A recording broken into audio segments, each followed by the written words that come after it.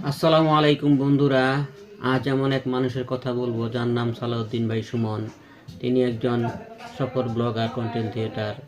সব মিলিয়ে তিনি ধৈর্য ধরে অনেক কষ্ট করে মাত্র প্রথম 6 মাসে 96 জন সাবস্ক্রাইবার নিয়ে এগিয়ে গিয়ে উনি এমন কিছু করে দেখিয়েছেন। মানে ওনার মনে এমন একটা শক্তি ধারণা, একটা ইচ্ছা লালন করেছিল যেন কেন আমি পারবো না, আমি পারবো।